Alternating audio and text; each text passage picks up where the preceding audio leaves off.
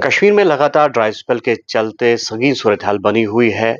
चश्मे सूख रहे हैं, लगातार जो नदी नाले हैं वहां पर वाटर लेवल जो है वो रिसीड हो रही है। ऐसे में यकीनी तौर पर ये जो सिचुएशन है बाइसी तशवीश है, बागबानों के लिए, किसानों के लिए भी, या ओवरऑल अगर पॉपुलेशन की हम बात करेंगे, आवाम की बात करेंगे। तो इस सब पर बात करने के लिए हमारे साथ मौजूद है जॉइंट डायरेक्टर महकमा एग्रीकल्चर सरताज अहमद शाह। शाह साहब, खैर मकदम है आपका। जानना चाहेंगे कि जिस तरह की संगीन सूरत हाल अभी बनी हुई है, तो ऐसे में डिपार्टमेंट ऑफ एग्रीकल्चर क्या मिटिगेशन प्लान्स या कॉन्टीजेंसी प्लान्स जो है वो मुरतब कर रहे हैं? डिपार्टमेंट ऑफ एग्रीकल्चर आजकल एक कंटिजेंसी प्लान बना रहा है इन कंसल्टेशन विद स्कॉस्ट, क्योंकि स्कॉस्ट के साइंटिस्ट ही हमें बताते हैं कि किस एरिया में कौन सा क्रॉप वाटर डेफिसिट कंडीशंस में लगेगा और उसकी भी कौन सी पर्टिकुलर वैरायटी। जी। तो ये प्लान बन रहा है और हम एक्सपेक्ट कर रहे हैं कि 2 या 3 दिनों में ये तैयार होगा। तो फिर हम उसके बाद हम तमाम चीफ एग्रीकल्चरल ऑफिसर्स को ऑन बोर्ड ले लेंगे और उनसे कहेंगे कि उनके कौन-कौन से एरिया जो उन्होंने ईयरमार्क किए होंगे इस सिचुएशन के लिए, तो उनसे डिस्कस करके पूरा प्लान तैयार हो जाएगा। तो डिस्ट्रिक्ट्स में जिस तरह से अलग-अलग जो है प्लान्स हमने सुना है कि वो मुरतब हो रहे हैं, तो उस हवाले से जाना।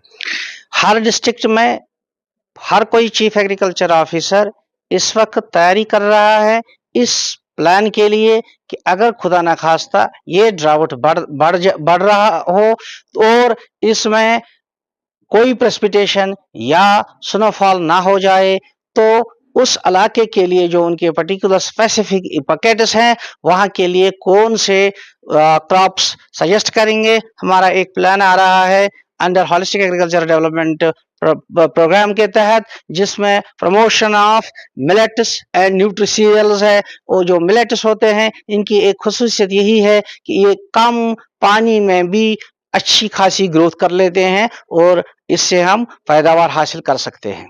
तो ज़रूरी पैदावार या फिर बागवानी की अगर हम बात करेंगे तो काफ़ी तशवीश है ऑर्चर्ड डिस्ट्रिक्ट्स में, किसानों में। तो उनके लिए क्या मैसेज रहेगा, क्या एडवाइस देना चाहेंगे? तशवीश तो बरहक है हर किसी का, क्योंकि रेनफॉल बहुत कम है। जैसे आपने सुना होगा चश्मे सूख गए हैं अनंतनाग में, जो सोर्स हुआ करता है पूरे एंटायर वैली का, चाहे वो अछबल हो चाहे वो वेरीनाग हो।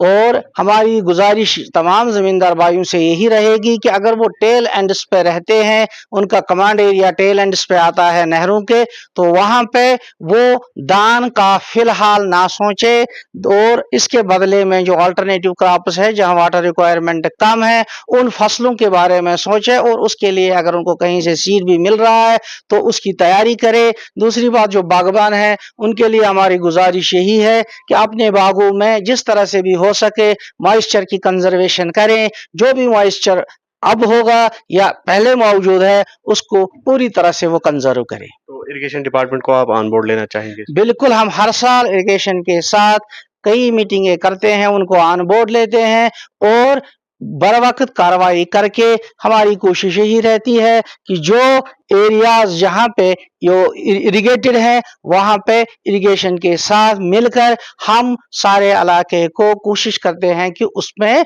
पूरी आबपाशी के जराया मयसर हों। तो अर्ली बडिंग ऑफ फ्लावर्स की अगर हम बात करेंगे, कहीं-कहीं पर जो है स्प्रॉट हुए हैं जो फ्लावर्स हैं। देखिए, ये जो it is all temperature related. जो ही टेम्परेचर बढ़ेगा तो नेचुरली बर्ड्स भी स्प्राउट हो जाएंगे, तो ये अर्ली फ्लावरिंग होनी तय है। तो इसके लिए कोई मैसेज या कोई मैसेज यही है कि आज से ही अगर स्प्रे की जरूरत है अपने बागों की तरफ नजर रखें। अगर बर्ड्स में थोड़ी सी स्वेलिंग लग रही है तो वो जो इंसेक्टिसाइड्स है या उससे पहले जो हम हार्टिकल्चर मिनरल ऑयल की स्प्रे करते हैं उसकी तैयारी करें। तो ये थे जॉइंट डायरेक्टर एग्रीकल्चर, जिन्होंने कुछ अहम मालूमात भी दी और किसानों के लिए सुझाव भी दिया, और ये कहा कि जिस तरह से अगर आने वाली जो सिचुएशन है वो वरीसम होगी तो उस पे जो इनके सुझाव है उसी पर अमल पैरा हो जाए। आफाक शाह के साथ न्यूज़ 18 के लिए मुदस्सिर काजी, श्रीनगर।